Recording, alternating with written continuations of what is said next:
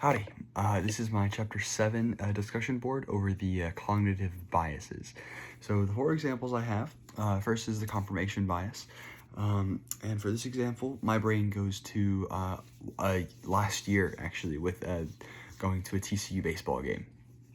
And so the way that this story goes is one of the baseball games I went to with some buddies was the game against TCU at DBU, and the way that that game shook down was pretty violent. The TCU players were very mean to our players and mean to some of our fans and that kind of thing, and so that kind of gave me an overarching just kind of framework of how they're shaped out to be, as well as before coming to DBU, I had heard all sorts of stuff about TCU, how they weren't Christian. I mean, I heard TCU is Texas Cocaine University, so I had a bunch of different examples flowing in my brain, and then the baseball thing happened, and then me and three buddies, one of which goes to TCU, went to the DBU baseball game at TCU, and the whole time I had like a thought process of just like, man, this place is gross, this place is bad, I don't like this place very much. And so that's my example of confirmation bias. I had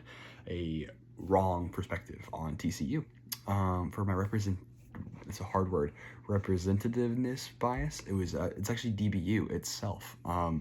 So I'm the kind of person where if I hear one thing, I'm very trusting. I tend to gravitate towards what someone tells me, especially when it's a one-off thing. Like if they say something, I take it kind of as gospel even. And so with when I was looking for a college, DBU was given to me as an example because I needed a place for ministry. I felt a call to ministry. I didn't really know where to go. And so I asked my dad, who's a minister, and he was like, well, there's not that many places in DFW. And this actually kind of contributes to the whole TCU thing as well, because he told me that TCU was not the place to go for theology. And so he was like, the one place that is in the DFW Metroplex that's a good option was DBU. And so I just kind of heard that and was like, you know what, the DBU is the place for me. I applied to one college. I looked at like one or two others, but even that is so low for college seeking. So really, I'm kind of facing the repercussions of my representativeness bias now because I'm at DBU, obviously, and so that's kind of who I am as well. I probably need to break out of that and kind of work on that. And I have tried to, but I am very trusting, and my dad knew what he was talking about, so that's kind of what led me to do that. For illusion of control, my brain goes to upward basketball, actually, right outside of. So I played from my first grade year to my sixth grade year. Every single year that I could, I played upward basketball. And then in my sixth grade year, I was given the ability to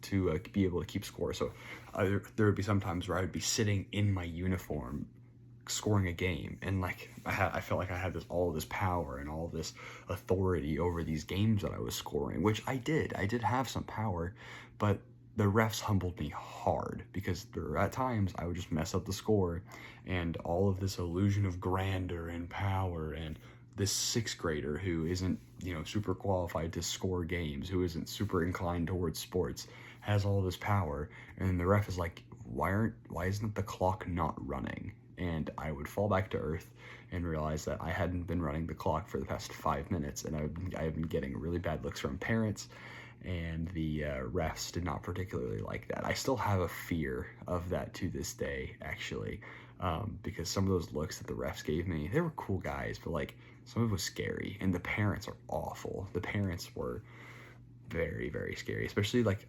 missing starting the clock is one thing, but if I miss a bucket, oh my gosh, the parents got so mad. And so I definitely held myself to a very high standard whenever I was scorekeeping, and now I try not to, because that was my example of illusion of control. And the last one was escalating commitment, and this one is actually kind of a funny story with when I was super invested in architecture. From 9th, 10th, and 11th grade, I took architecture classes in my high school at our specialty like not business center, but like career-oriented center. I took architecture classes, and in my 10th grade, in my 10th grade year, we started making these like model type things where like we would take like big pieces of foam and print out our design on there and print it out on these large sheets of foam, and take like knives, take X-Acto knives, cut out the pieces and super glue them together.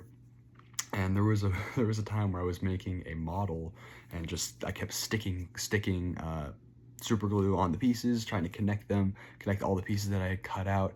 And every single time I would go home, I would be covered in blood and super glue. I would just be covered in it.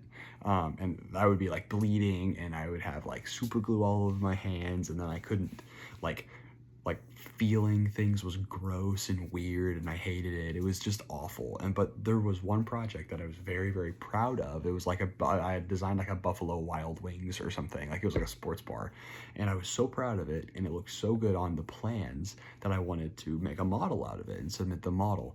Well, that model ended up taking about 2 weeks, and I kept making a little bit of progress, and then having to go home and quit because I was bleeding too much and had too much super glue on my hands. But I kept going and kept going and kept going, and eventually ran out of time on the project, and had to just submit it as a file rather than like a file and the model. The model was extra, but so I didn't really get counted off for that, but I was very convinced that I would be able to do it, and I didn't, and ended up suffering all of that super glue and blood and cuts and all the things for nothing. So those are my 4 examples of cognitive biases. I hope you enjoyed my life spiel for the past 6 minutes and 40 seconds. So anyway, thank you for listening.